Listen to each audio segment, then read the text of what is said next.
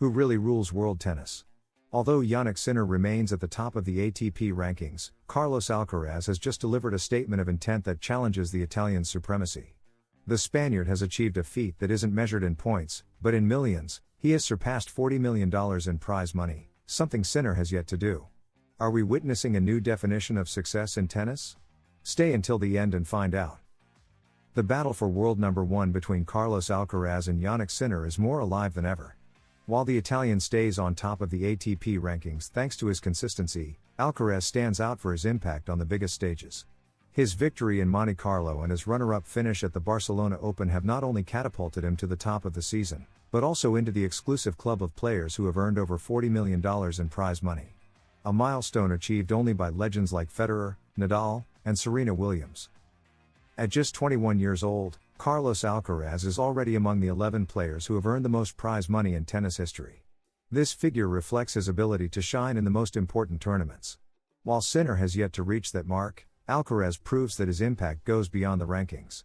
Every major tournament he wins adds both prestige and millions to his name. This contrast fuels the debate: what matters more, consistency or greatness in key moments? Carlos couldn't participate in the 2025 Mutua Madrid Open due to injury, but his recent achievements keep him in the global spotlight.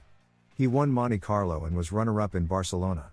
Those results alone were enough to push him past the $40 million mark in prize money, a figure Sinner has not yet matched, despite his current streak as world number one.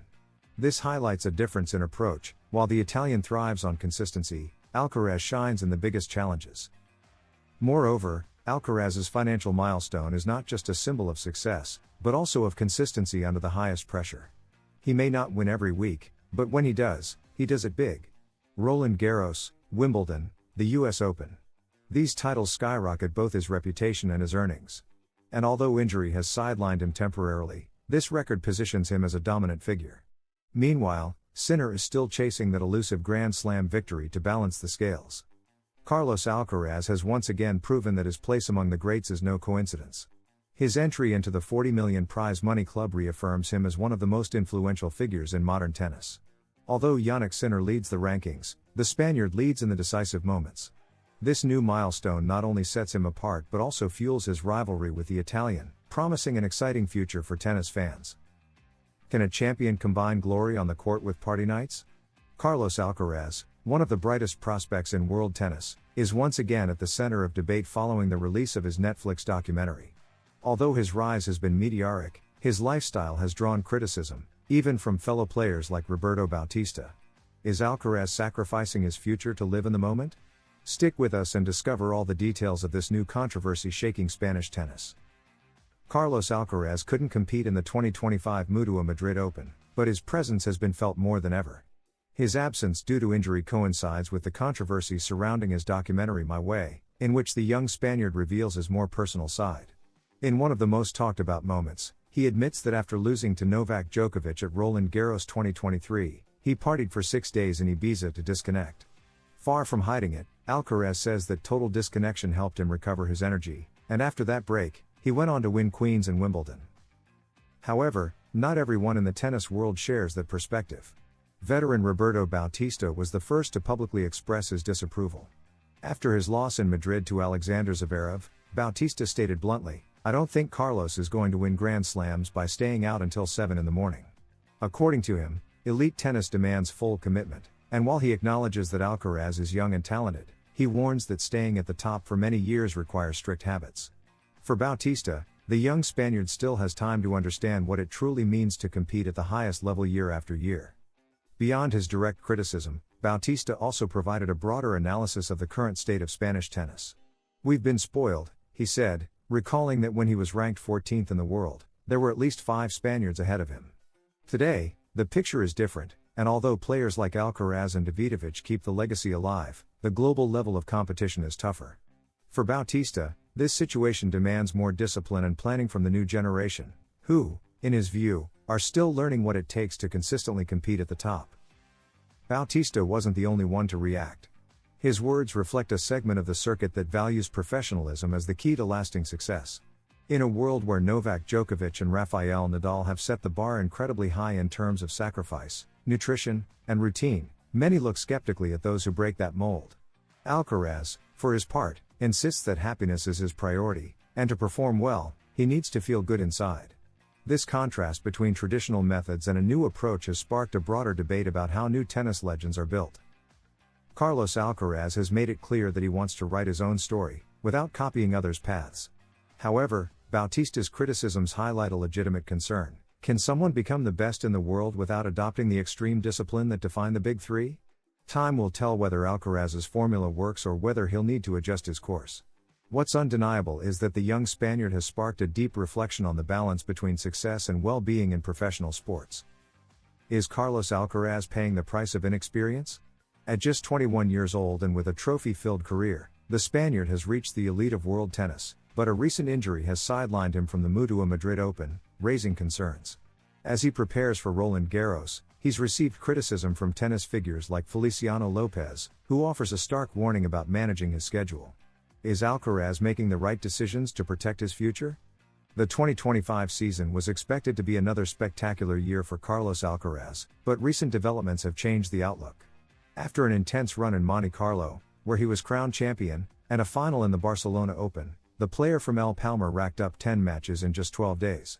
That physical toll caught up with him, resulting in a tear in the adductor of his right leg, which has forced him out of the Mutua Madrid Open. This injury not only impacts his immediate future, but also raises questions about his strategic planning in an increasingly demanding calendar. One of the first to publicly express concern was Feliciano Lopez, former professional player and current director of the Madrid tournament. With a tone that was critical yet constructive, Lopez warned that Alcaraz still has much to learn in managing his career. According to him, players with the ability to win every week, like Carlitos, must carefully choose which tournaments they play. I'm not saying playing Barcelona and Monte Carlo was the only cause, but it was a factor, he said, pointing directly to a lack of experience in the young star's planning. Beyond the sporting blow of missing Madrid, Alcaraz's injury has sparked a wider debate about how a young superstar's career should be managed.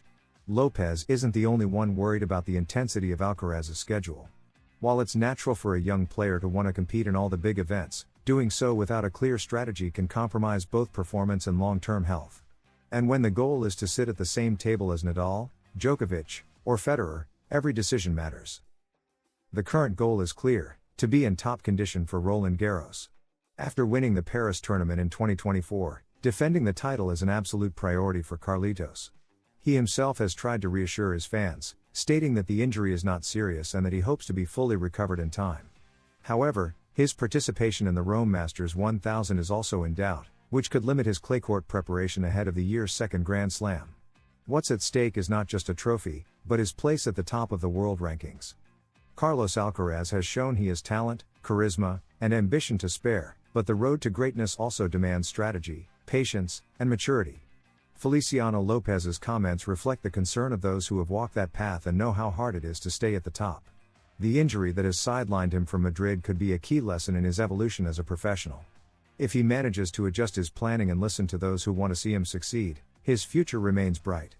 Can Carlos Alcaraz become the successor to Rafa Nadal? Since the young Spaniard burst into the elite of world tennis, comparisons with the 22-time Grand Slam champion have been inevitable. But amid criticism, expectations, and analysis, it was Nadal himself who decided to speak out. In a recent interview, the Mallorcan not only addressed whether this comparison could affect Carlitos, but also made a powerful prediction about his future. What does Rafa Nadal really think about his young compatriot? Comparisons in sports are inevitable, especially when a new talent emerges forcefully from the same country, with a combative style and the same favorite surface.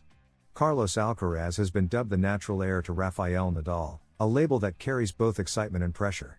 However, Rafa wanted to send a clear and calm message: he doesn't see this comparison as unbearable pressure, much less a threat to Alcaraz's growth. We all receive pressure from the media and from people's hopes, but we're human and we know how to manage that, he said in an interview with CNN.